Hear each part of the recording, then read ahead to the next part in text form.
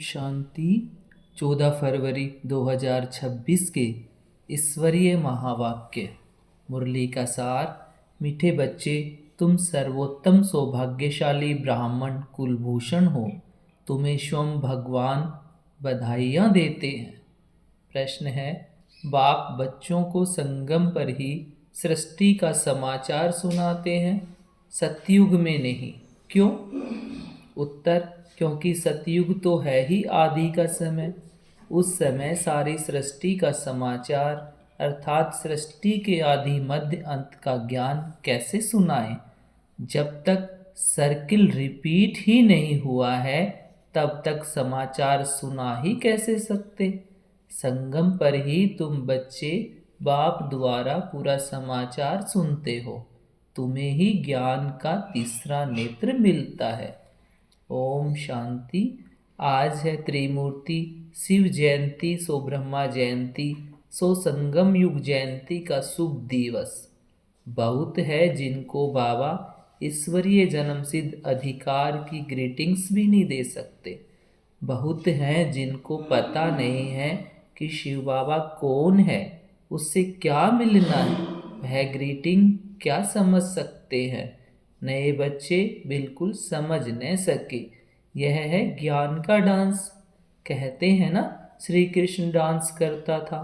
यहाँ बच्चियाँ राधे कृष्ण बन डांस करती हैं, परंतु डांस की तो बात ही नहीं। वह तो वहाँ सतयुग में बचपन में प्रिंस प्रिंसेस के साथ डांस करेंगे। बच्चे जानते हैं यह बाप दादा है। दादा को ग्रैंडफादर कहा जाता है। यह दादा तो हुआ जिस्मानी फादर। यहाँ तो वंडरफुल बात है, वह दादा है रूहानी और यह है जिस्मानी। इनको कहते हैं बाप दादा। बाप से दादा द्वारा वर्षा मिलता है। वर्षा है डाडे का, ग्रैंडफादर का। सब आत्माएं ब्रदर्स हैं, तो वर्षा बाप से मिलता है।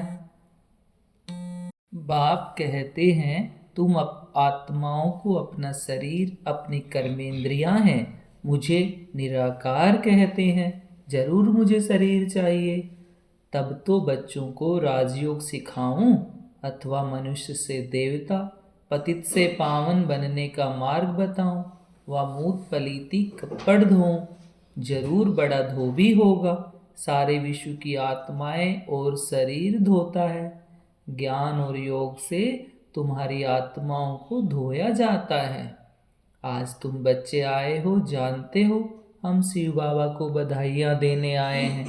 बाप फिर कहते हैं कि तुम जिसको ग्रीटिंग्स देते हो वह बाप भी तुम बच्चों को ग्रीटिंग्स देते हैं, क्योंकि तुम बहुत सर्वोत्तम सौभाग्यशाली ब्राह्मण कुलभूषण हो। देवताएं इतने उत्तम नहीं हैं जितने तुम हो। ब्राह्मण देवताओं से ऊंच हैं, ऊंचते ऊंच हैं बाप। फिर वे आते हैं ब्रह्मा तन में, उनके तुम बच्चे बहुत ऊंचते ऊंच ब्राह्मण बनते हो। ब्राह्मणों की है चोटी, उनके नीचे है देवताएं, सबसे ऊपर है बाबा। बाबा ने तुम बच्चों को ब्राह्मण ब्राह्मणियां बनाया है स्वर्ग का वर्षा देने। इन लक्ष्मी नारायण के देखो कितने मंदिर बनाए हैं, माथा टेकते हैं। भारतवासियों को यह तो मालूम होना चाहिए कि यह भी मनुष्य है। लक्ष्मी नारायण दोनों अलग अलग हैं। यहाँ तो एक मनुष्य के दोनों नाम रखे हैं। एक का नाम लक्ष्मी नारायण अर्थात अपने को विष्णु चतुर्भुज कहते हैं। लक्ष्मी नारायण अथवा राधे कृष्ण नाम रखाए हैं तो चतुर्भुज हो गए ना। वह विष्णु तो है सूक्ष्म वतन का एम ऑब्जेक्ट। तुम इस विष्णुपुरी के मालिक बनेंगे। यह विष्णु लक्ष्मी नारायण विष्णुपुरी के मालिक हैं। विष्णु की है 4 भुजा, 2 लक्ष्मी की, 2 नारायण की। तुम कहेंगे हम विष्णुपुरी के मालिक बन रहे हैं। अच्छा, बाप की महिमा का गीत सुनाओ। कितना मीठा, कितना प्यारा शिव भोला भगवान। सारी दुनिया में शुरू से लेकर अब तक कोई की भी इतनी महिमा नहीं है सिवाय एक के। नंबरवार तो है ही, सबसे ज़्यादा सर्वोत्तम महिमा है ऊंचते ऊंच परमपिता परमात्मा की, जिसके तुम सब बच्चे हो। कहते हो हम ईश्वरीय संतान हैं। ईश्वर तो स्वर्ग रचता है, फिर तुम नरक में क्यों पड़े हो? ईश्वर का यहाँ जन्म है। क्रिश्चियन कहेंगे हम क्राइस्ट के हैं। यही भारतवासियों को भूल गया है कि हम परमपिता परमात्मा शिव के डायरेक्ट बच्चे हैं। बाप यहाँ आते हैं बच्चों को अपना बनाए, फिर राज्य भाग देने। आज बाबा अच्छी रीति समझाते हैं, क्योंकि नए भी बहुत हैं, इन्हों के लिए समझना मुश्किल है। हाँ, फिर भी स्वर्गवासी बनते हैं। स्वर्ग में सूर्यवंशी राजा रानी भी हैं, दास दासियाँ भी हैं, प्रजा भी होती है। उनमें कोई गरीब कोई शाहूकार होते हैं, उनकी भी दास दासियाँ होती हैं। सारी राजधानी यहाँ स्थापन हो रही है। यह तो और कोई को मालूम नहीं है। सबकी आत्मा तमो प्रधान है, ज्ञान का तीसरा नेत्र कोई को है नहीं। गीत अभी बाप की महिमा सुनी, वह है सबका बाप। भगवान को बाप कहते हैं, बेहद का सुख देने वाला पिता। यही भारत है जिसमें बेहद का सुख था। लक्ष्मी नारायण का राज्य था। यह लक्ष्मी नारायण छोटेपन में राधे कृष्ण है, फिर स्वयंवर बाद लक्ष्मी नारायण नाम पड़ता है। इस भारत में 5000 वर्ष पहले देवताओं का राज्य था, सिवाय लक्ष्मी नारायण के कोई का राज्य नहीं था, कोई खंड नहीं। तो अब भारतवासियों को भी जरूर मालूम होना चाहिए कि लक्ष्मी नारायण ने आगे जन्म में कौन से कर्म किए। जैसे कहेंगे बिड़ला ने कौन से कर्म किए तो इतना धनवान बना, जरूर कहेंगे अगले जन्म में दान पुण्य किया होगा। कोई के पास बहुत धन है, कोई को खाने के लिए नहीं मिलता, क्योंकि कर्म ऐसे किए हैं। कर्मों को तो मानते हो। कर्म अकर्म विकर्म की गति गीता के भगवान ने सुनाई थी, जिसकी महिमा सुनी। शिव भगवान है एक, मनुष्य को भगवान नहीं कहा जाता है। अब बाप कहाँ आया है समझाते हैं। सामने महाभारत लड़ाई खड़ी है, तो मीठे ते मीठा बाबा समझाते हैं। इनको दुख में सब याद करते हैं। दुख में सिमरन सब करे, सुख में करे न कोई। शिव बाबा को दुख में सब याद करते हैं, सुख में कोई नहीं करता। स्वर्ग में तो दुख नहीं था, वहाँ बाप का पाया हुआ वर्षा था। 5000 वर्ष पहले जब शिव बाबा आया तो भारत को स्वर्ग बनाया। अब नर्क बाप आए हैं स्वर्ग बनाने। दुनिया को तो पता भी नहीं, कहते हैं हम सब अंधे हैं। अंधों की लाठी आप प्रभु आओ, आकर आंखें प्रदान करो। तुम बच्चों को ज्ञान का तीसरा नेत्र मिला है। जहाँ आत्माएं रहती हैं वह है शांति धाम। बाप भी वहाँ रहते हैं। तुम आत्माएं और हम रहते हैं। इनकी आत्मा को कहते हैं मैं तुम सब आत्माओं का बाप वहाँ रहता हूँ। तुम पुनर्जन्म का पार्ट बजाते हो, मैं नहीं बजाता हूँ। तुम विश्व के मालिक बनते हो, मैं नहीं बनता हूँ। तुमको 84 जन्म लेने पड़ते हैं। तुमको समझाया था कि हे बच्चे, तुम अपने जन्मों को नहीं जानते हो। 84 लाख जन्म कहते हैं, यह झूठी बातें हैं। मैं ज्ञान का सागर पतित पावन हूँ। मैं आता तब हूँ जब सब पतित हैं, तब ही आकर सृष्टि के आदि मध्य अंत का राज समझाए त्रिकालदर्शी बनाता हूँ। बहुत पूछते हैं पहले पहले मनुष्य कैसे रचे, भगवान ने सृष्टि कैसे रची। एक शास्त्र में भी दिखाते हैं। प्रलय हुई, फिर सागर में पीपल के पत्ते पर बच्चा श्री कृष्ण आया। बाप कहते हैं ऐसी कोई बात नहीं, यह बेहद का ड्रामा है। दिन है सतयुग त्रेता, रात है द्वापर कलयुग। बच्चे बाप को बधाइयाँ देते हैं। बाप कहते हैं तत्वम, तुम भी 100% दुर्भाग्यशाली थे। 100% सौभाग्यशाली बनते हो। तुम भारतवासी वह थे, परंतु तुमको पता नहीं। बाप आकर बताते हैं तुम अपने जन्मों को नहीं जानते हो।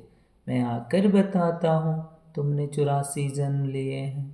बाप तुमको संगम पर सारी सृष्टि का समाचार सुनाते हैं। सतयुग में थोड़े ही सुनाएंगे। जिस समय सृष्टि की आदि मध्य अंत हुई नहीं तो उसका समाचार कैसे समझाएं। मैं आता हूँ अंत में, कल्प के संगम युगे। शास्त्रों में लिखा है युगे युगे श्री कृष्ण भगवानुवाच। गीता में लिख दिया है सब धर्म वाले श्री कृष्ण को भगवान थोड़े ही मानेंगे। भगवान तो निराकार है ना, वह है सब आत्माओं का बाप। बाप से वर्षा मिलता है। तुम सब आत्माएं भाई भाई हो। परमात्मा को सर्वव्यापी कहने से तो फादरहुड हो जाता है। फादर को कभी वर्षा मिलता है क्या? वर्षा बच्चों को मिलता है। तुम आत्माएं सब बच्चे हो। बाप का वर्षा जरूर चाहिए। हद के वर्षे से तुम राजी नहीं होते हो, इसलिए पुकारते हो। तुम्हारी कृपा से सुख घनेरे मिले थे, अब फिर रावण द्वारा दुख मिलने से पुकारने लगे हो। सबकी आत्माएं पुकारती हैं क्योंकि इनको दुख है, इसलिए याद करती हैं बाबा आकर सुख दो। अब इस ज्ञान के स्वर्ग के मालिक बनते हो। तुम्हारी सद्गति होती है, इसलिए गाया जाता है सर्व का सद्गति दाता एक बाप। अभी सब दुर्गति में है, फिर सर्व की सद्गति होती है। जब लक्ष्मी नारायण का राज्य था तो तुम स्वर्ग में थे, बाकी सब मुक्ति धाम में थे। अब बाप द्वारा राजयोग सीखते हैं। बाप कहते हैं कल्प कल्प के संगम पर मैं तुमको पढ़ाता हूँ, मनुष्य से देवता बनाता हूँ। तुम बच्चों को राज समझाता हूँ। शिवरात्रि कब हुई है यह तो मालूम होना चाहिए। क्या हुआ? शिव बाबा कब आया कुछ नहीं जानते तो पत्थर बुद्धि ठहरे ना। अभी तुम पारस बुद्धि बनते हो। भारत पारसपुरी गोल्डन एज था।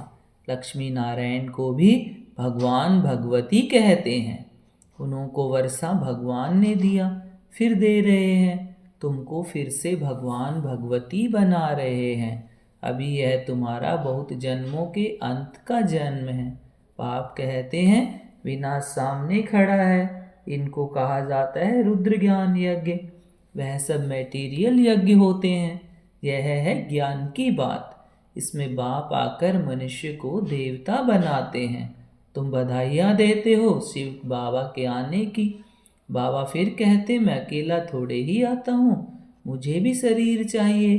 ब्रह्मा तन में आना पड़े, पहले पहले सूक्ष्म वतन रचना पड़े, इसलिए इनमें प्रवेश किया है। यह तो पतित था, 84 जन्म ले पतित बना है। सब पुकारते थे, अब बाप कहते हैं मैं फिर से तुम बच्चों को वर्षा देने आया हूँ। बाप ही भारत को स्वर्ग का वर्षा देते हैं। स्वर्ग का रचयिता बाप है, जरूर स्वर्ग की सौगात ही देंगे।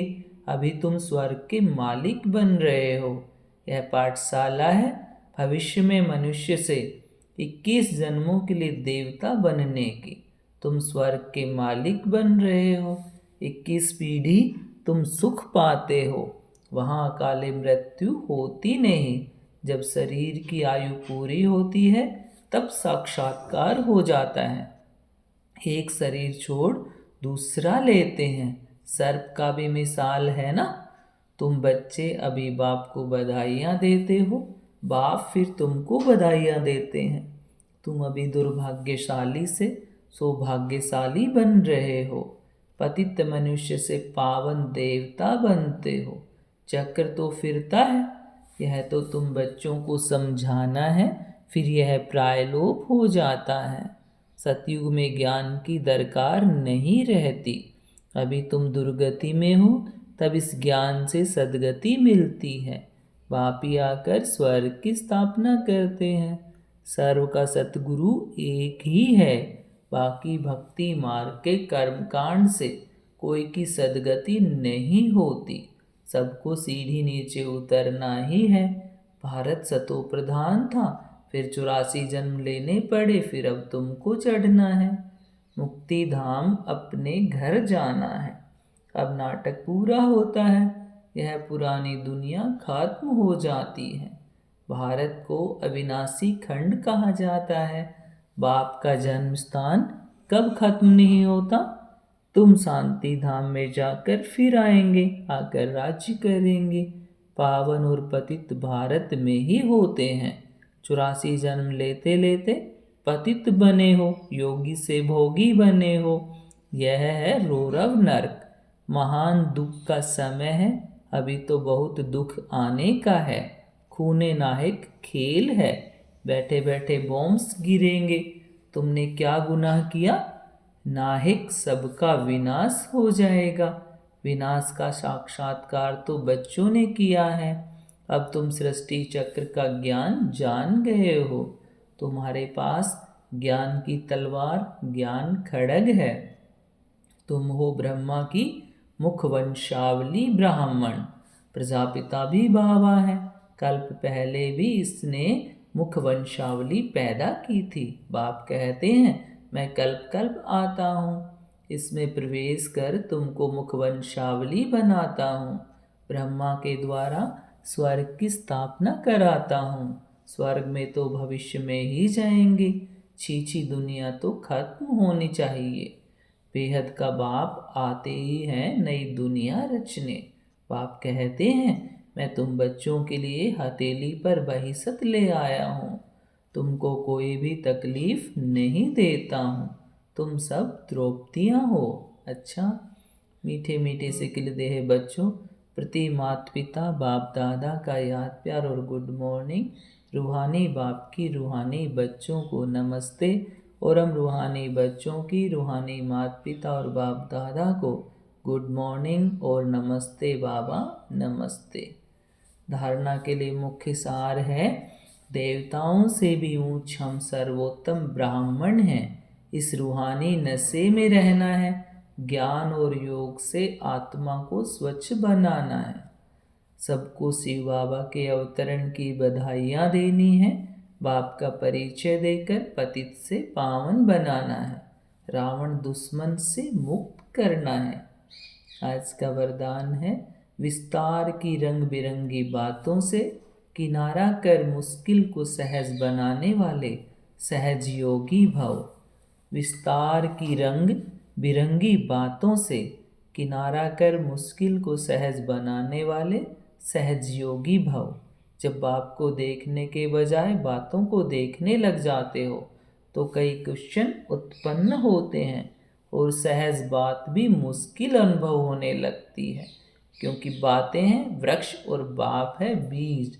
जो विस्तार वाले वृक्ष को हाथ में उठाते हैं वह बाप को किनारे कर देते हैं। फिर विस्तार एक जाल बन जाता है जिसमें फंसते जाते हैं। बातों के विस्तार में रंग बिरंगी बातें होती हैं जो अपनी ओर आकर्षित कर लेती हैं। इसलिए बीज रूप बाप की याद से बिंदी लगाकर उससे किनारा कर लो तो सहज योगी बन जाएंगे। स्लोगन है, मैं और मेरेपन की अलाय को समाप्त करना ही रियल गोल्ड बनना है। मैं और मेरेपन की अलाय को समाप्त करना ही रियल गोल्ड बनना है। ये अव्यक्ति सारे एकता और विश्वास की विशेषता द्वारा सफलता संपन्न बनो। अभी सभी मिलकर एकमत हो, सेवा के कोई भी कार्य को धूमधाम से आगे बढ़ाओ। हर ब्राह्मण आत्मा के सहयोग से, शुभकामनाओं शुभ भावनाओं से सेवाओं की धूम मचाओ। अगर कोई मुख से बोल नहीं सकते तो मनसा वायुमंडल से सुख की वृत्ति, सुखमय स्थिति से सुखमय संसार बनाए। कहाँ जा नहीं सकते हो, तबीयत ठीक नहीं है तो घर बैठे यह सेवा करो। सेवा में सहयोगी जरूर बनो, तब सर्व के सहयोग से सुखमय संसार बनेगा। ओम शांति।